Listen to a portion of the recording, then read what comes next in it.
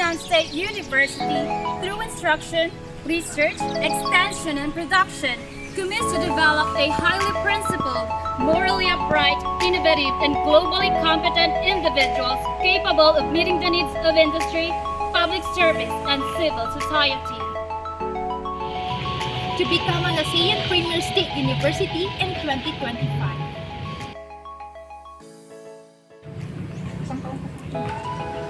The Bachelor of Arts in English Language is a four-year degree program in the Pangasinan State University Bayambang campus that will teach you about the structures, development, theories, and applications of languages and how to use your knowledge of them to write, speak, and communicate effectively, especially in English. Thus, it provides its graduates the opportunity to land a job that requires the efficient use of the English language for certain roles.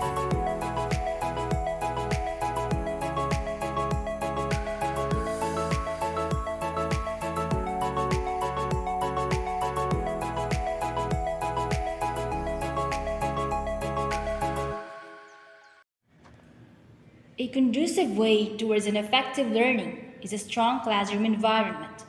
It creates a good rapport between teachers and students. According to a study in 2015, students' action in classroom is initially a reaction to an interaction with classroom's arrangements and secondly, with the learning possibilities. Media technology is gradually emerging in today's education. The integration of media technology in learning strategy promotes deeper learning. Therefore, media technology is utilized in teaching and learning environment. On February 28, 2019, an international seminar workshop entitled The First International Writing Program Alumni Creative Writing Workshop for Teachers, Prompting Peace, Equality, and Cultural Understanding was conducted in Pangasinan State University Bayambang Campus Learning Resource Center. The aforementioned seminar workshop was the phase 2 of the training on integration of media technology to the teaching of writing. The program was made possible by the PSU Bayambang Campus Bachelor of Arts in English Language Department, Mr. Ares S. Atalia, a writer and professor of De La Salle University, Manila, and International Writing Program Alumnus 2016. Isa sa mga hindi ko malilimutang karanasan sa pag-attend ng seminar ay ang nakadaupang palad ko ang ilan sa mga kilalang manunulat ng panitikan at higit sa lahat yung marinig ko yung mga naging karanasan nila sa kung papaano sila nagtagumpay at kung papaano nila inilalagay yon sa mga akda na kanilang ginagawa. Sa pamamagitan ng karanasan na yon, mas natuto pa ako bilang guro din kung papaano ko ituturo ng maayos at ng mas epektibo ang panitikan. At ang isa sa natutuhan ko sa seminar na yon ay una, kilalanin mo kung sino yung mga audience o kung sino yung mga mambabasa na babasa ng akdang gagawin mo.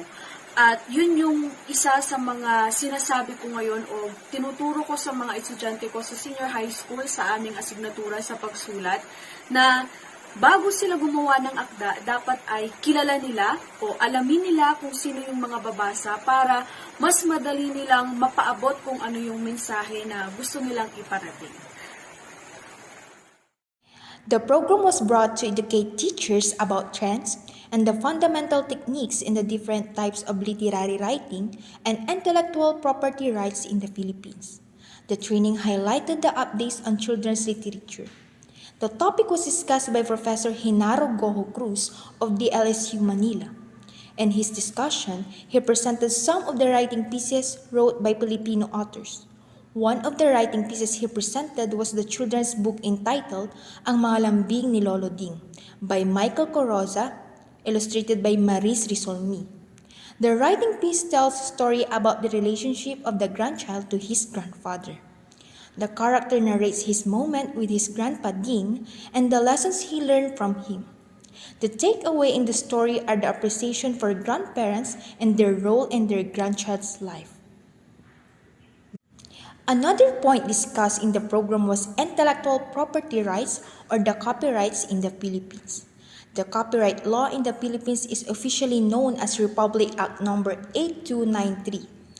The Philippine copyright law is intended to protect trademarks, patents, and various forms of intellectual property. Ms. Beverly Wicusi of Intertextuality Division, Cultural Center of the Philippines is the one who discussed the latter. She dealt on the basic issues faced the writers and readers of different generations, and the technicalities of copyright. Her discussion included other related rights such as rights of performers, rights of producers, and rights of broadcasters. She also mentioned the resale rights or droit de suite, which identified the right of artists to benefit from resale of their works.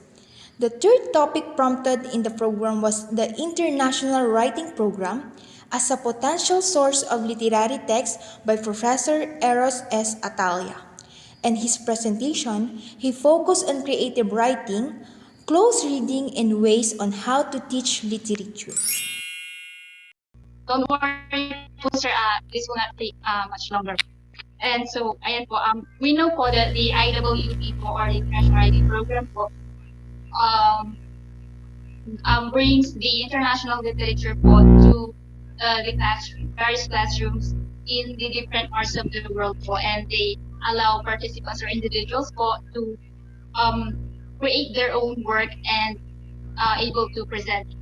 So because of the event po, the participants po were able to explore or be exposed to the creative writing context po, globally and locally po. And then with that, they were able to integrate those to their teaching in literature and of course to the writing. So my first question po, Prof, would be, with that, can you tell us more about the IWP, Prof, as an alumni of that in the year 2016? And also, can you tell us more about the event po, as how relevant it is po, especially these days po that most people use social media platforms and also the gadgets po, Prof?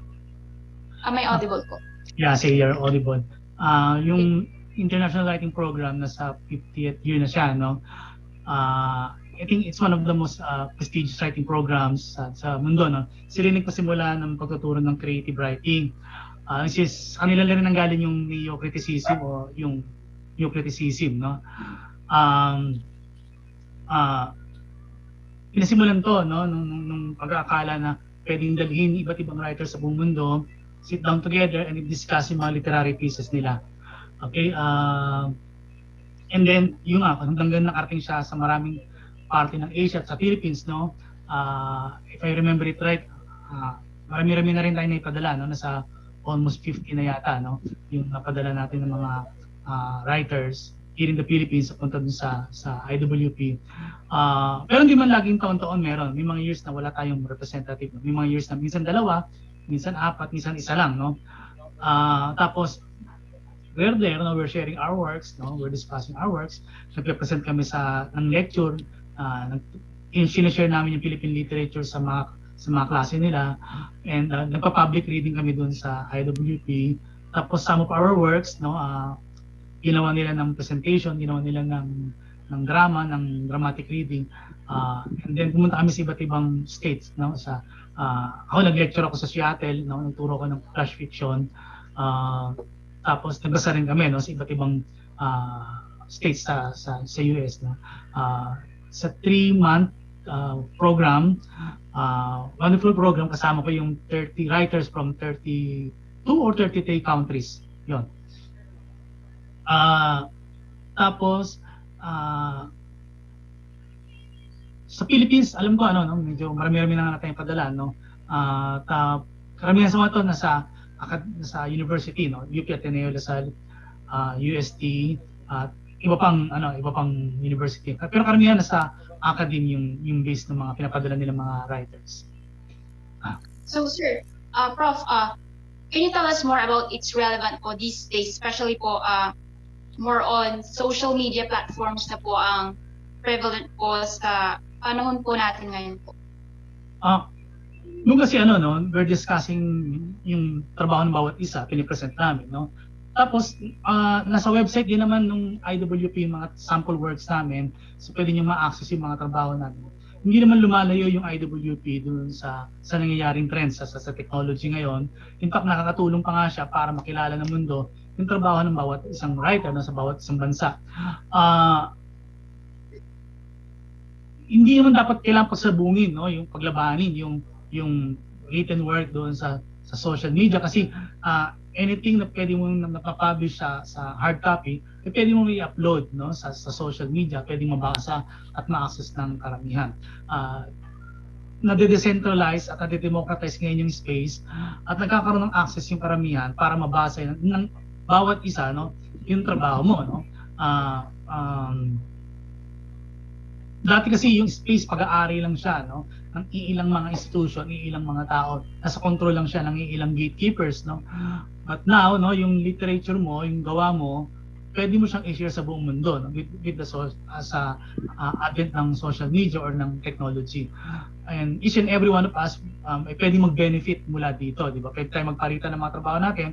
I can read your work, and you can read my work, no? At pwede tayong mag-share ng mga trabaho natin through social media doon. So hindi ko nakikita na dapat pag-awayin o paglabanin yung social media, yung technology, no, sa nakasanayan nating printed literature.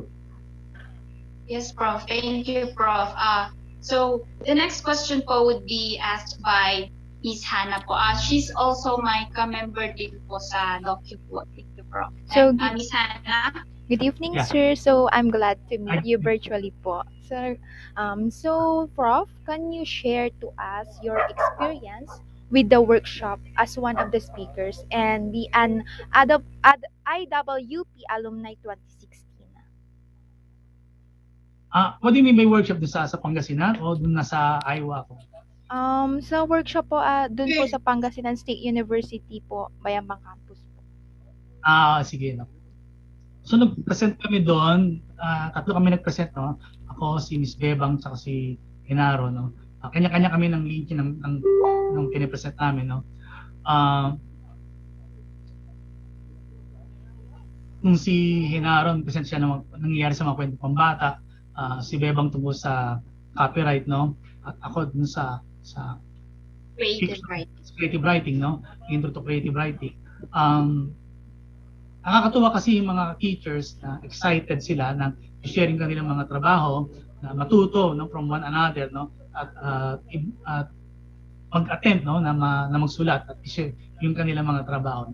Sayang nga lang, no, walang masyadong time, walang masyadong venue para mabasa yung trabaho ng bawat isa, ma-workshop sana yung trabaho ng bawat isa.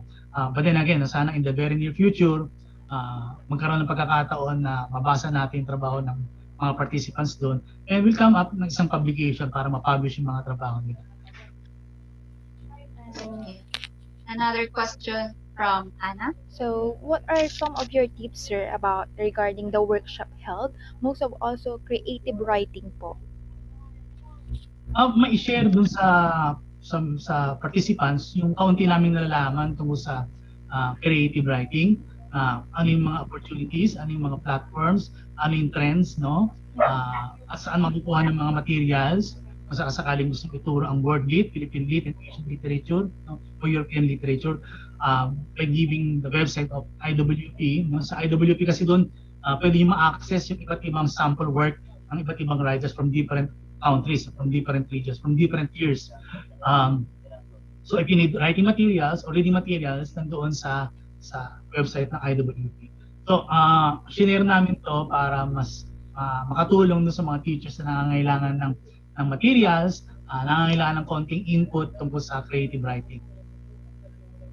Alright, thank you, sir.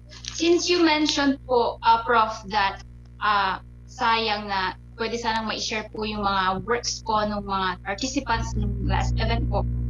If there will be another event, and I hope po, Prof, sa ESU Bayambang Campus po, which you will be the speaker again. I believe po, Prof, if this will be happened, this would be your third po, kasi yung second po is yung creative writing workshop din po, Prof, that which I was one of the Masters of Ceremonies din po doon po, Prof. And then, if there will be another event, and I hope, what are you looking forward to po, and why po, Prof?